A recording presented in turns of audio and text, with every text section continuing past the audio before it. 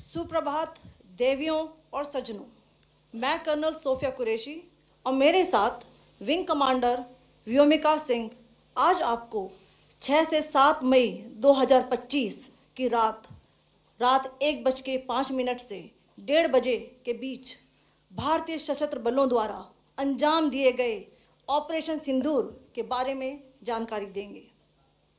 Operation सिंदूर 22 अप्रैल को पहलगाम में हुए विभत्स आतंकवादी हमले के शिकार मासूम नागरिकों व उनके परिवारों को न्याय देने के लिए लॉन्च किया गया था। इस कार्रवाई में 9 टेररिस्ट कैंप्स को टारगेट किया गया और पूरी तरह से इसे बर्बाद किया गया। पाकिस्तान में पिछले 3 दशकों से टेरर इंफ्रास्ट्रक्चर का निर्माण हो रहा है। इसमें recruitment, indoctrination centres, training areas व लॉन्च पैड शामिल थे, जो पाकिस्तान और पाक अधिकृत जम्मू कश्मीर POJK दोनों में फैले हैं। Operation Sindoor was launched by Indian Armed Forces to deliver justice to the victims of Pahalgam terror attack and their families. 9 terrorist camps were targeted and successfully destroyed. Over the last 3 decades, Pakistan has systematically built terror infrastructure. It is a complex web of recruitment and indoctrination centers, training areas for initial and refresher courses, and launch pads for handlers. These camps are located both in Pakistan as well as Pakistan-occupied Jammu and Kashmir areas. Some of the well-known training camps are located, as you can see on the screen. They are distributed from Savai Nala in the north, counting to approximately 21, ending at Bhagalpur to the south. इन लक्ष्यों का चयन विश्वसनीय intelligence सूचनाओं के आधार पर हुआ ताकि आतंक गतिविधियों की रीढ़ तोड़ी जा सके और यह खास ध्यान दिया गया कि निर्दोष नागरिकों और सिविलियन इंस्टॉलेशन को नुकसान न पहुंचे।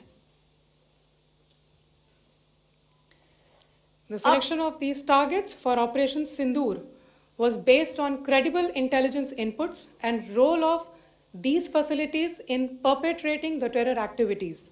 The locations were so selected to avoid damage to civilian infrastructures and loss of any civilian lives. This was done with due diligence, and the camps selected for targeting and their engagement will now be shown to you one by one. POJK के target मैं आपको बताना चाहूंगी। सबसे पहले सवाई नाला camp Muzaffarabad, जो कि POJK के लाइन ऑफ कंट्रोल से 30 किलोमीटर दूर है। यह एक लश्कर तौयबा का ट्रेनिंग सेंटर था। 20 अक्टूबर 2024 सोनमर्ग, 24 अक्टूबर 24 गुलमर्ग, 22 अप्रैल 2025 पहलगाम, इन हमलों के आतंकियों ने यहीं से प्रशिक्षण लिया था। सैयदना बिलाल कैंप मुजफ्फराबाद, यह एक जैश मोहम्मद का स्टेजिंग एरिया है। यह हथियार, विस्फोटक और जंगल सर्वाइवल ट्रेनिंग का केंद्र भी था। गुलपुर कैंप कोटली, यह LOC से 30 किलोमीटर दूर था। लश्कर तौयबा का बेस था जो रजौरी, पुंछ में सक्रिय था। 20 अप्रैल 2023 को पुंछ में और 9 जून 2024 को तीर्थ यात्रियों के बस हमले में यहीं से आतंकी को ट्रेन किया गया था।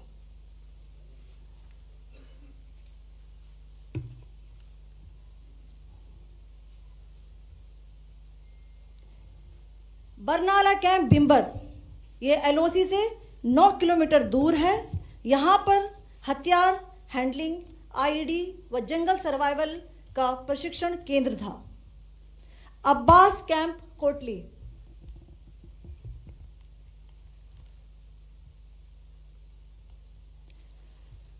यह LOC से 13 किलोमीटर दूर है। लश्कर तौयबा का फिदाइन यहां तैयार होता था। इसकी कैपेसिटी 15 टेररिस्ट को ट्रेन करने की थी।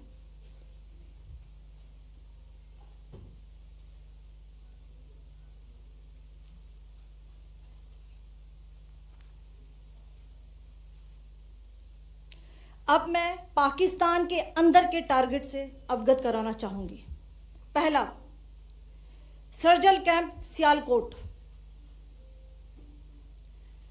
यह अंतर्राष्ट्रीय सीमा से 6 किलोमीटर की दूरी पर है, सांबा कठुआ के सामने।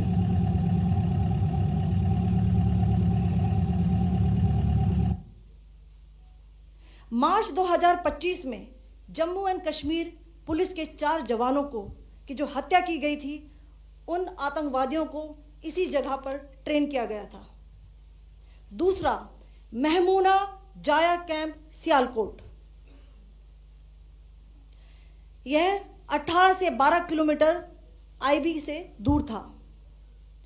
हिजबुल मुजाहिदीन का बहुत बड़ा कैंप था। यह कठुआ जम्मू क्षेत्र में आतंक फैलाने का नियंत्रण केंद्र था।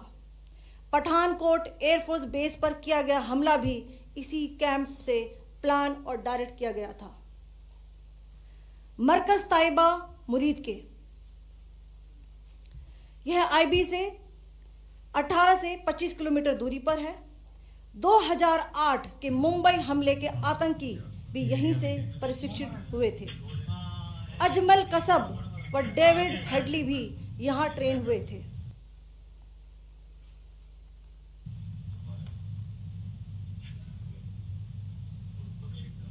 आगे दूसरा आया।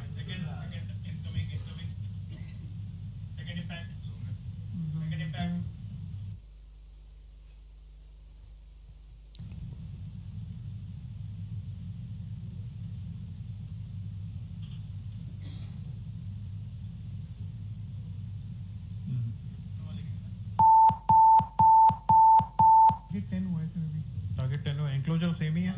7 it is hit the target. हाँ हाँ।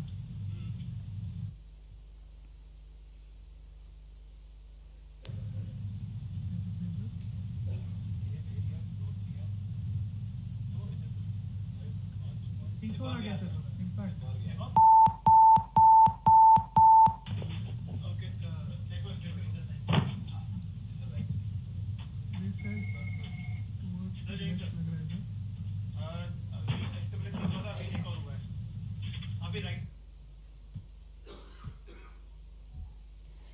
मरकज सुभान अल्लाह भावलपुर, यह इंटरनेशनल बाउंड्री से 100 किलोमीटर दूर है। जैश ए मोहम्मद का मुख्यालय था। यहाँ पर रिक्रूटमेंट, ट्रेनिंग व इंडोक्ट्रिनेशन का केंद्र भी था। शीर्ष आतंकी अक्सर यहाँ आते थे। मैं आप सबको बताना चाहती हूँ कि किसी भी सैन्य ठिकाने का निशाना नहीं बनाया गया और अभी तक किसी तरह की नागरिक क्षति की रिपोर्ट नहीं है। धन्यवाद। जय Hind. The strike on the terror camps were undertaken through precision capability, as shown to you.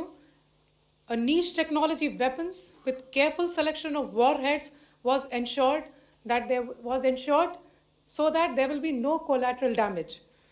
The point of impact in each of the target was a specific building or a group of buildings. All the targets were neutralized with clinical efficiency, and the results reiterate the professionalism of the Indian Armed Forces in the planning and execution of their operations. No military establishments were targeted. India has demonstrated considerable restraint in its response.